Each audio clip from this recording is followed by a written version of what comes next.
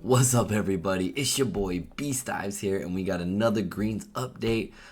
Tons of exciting news today. Excited to announce that we have our first instance up on Testnet. But before we get into that, before we get into the demo, just want to give a quick note out to everybody out there who's been patiently waiting with us. Really appreciate it. We understand that this space moves very quickly. It can get frustrating when timelines are delayed, and we hope that you guys can understand that we are making sure that we get this product right the first time. When you have something that's going to make as big as an impact as our staking platform, you really don't want to rush things. We know in a perfect world we would have released this yesterday, but we really don't want to just get something out the door for the sake of doing it. We want to get it right. But again, we're up on Testnet, the ball's rolling, and I am super excited to show you guys a video demo of what our staking platform looks like. So let's go ahead, jump into that.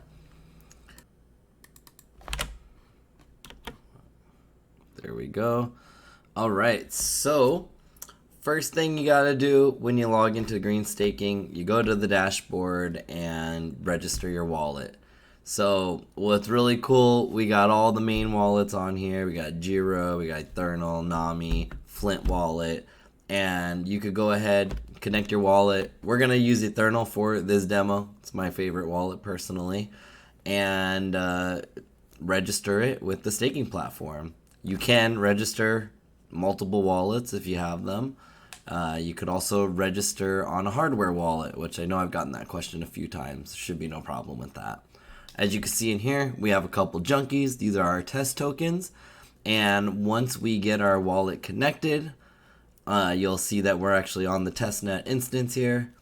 I'm going to hit an Eternal and then give it a quick refresh. And we should see our junkies there. All right, awesome. So a couple things to point out on this screen here. You'll see that it has your staking address that's been registered. It'll show you how much greens you're earning per day. It also will show how many rewards you have earned, how many you have claimed, and how many you have unclaimed. And what's really cool about this is it actually shows all your veggies and junkies on the platform. So as we get into the franchise pass and we have some future utilities being announced, you guys are going to see some really cool stuff with this UI. You see power level here. That's a little sneak peek about what we're working on the franchise pass. And as far as the earning rates, don't quote these. These are just test numbers for right now. But those will be announced, of course, when we release the platform. And yeah, the other nice thing about this is you can also stake your tokens themselves. So I think that's something that's pretty unique, is not just the fact you can stake your NFTs, but you can actually stake your Greens tokens. So not only are you earning rewards on your NFTs, you're also earning rewards on the token itself. Because there are people out there who just like tokens, they're not NFT people. We want to make sure that they're rewarded as well. So that's a quick sneak peek at our platform, and we're going to be doing more of these demos as the product progresses, as we go through more testing. But before we get there, I do want to give you guys just a couple updates where we are in the dev cycle, what's caused a couple of our delays, and what we're expecting moving forward. All right.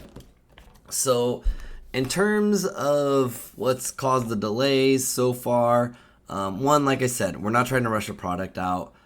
We're really focused on making sure we get this right.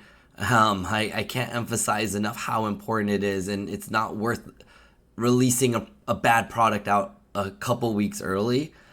So we are making sure we vet everything out. We're making sure everything works properly, and we're building this staking platform from scratch. So it's not an easy process by any means. Again, appreciate your patience.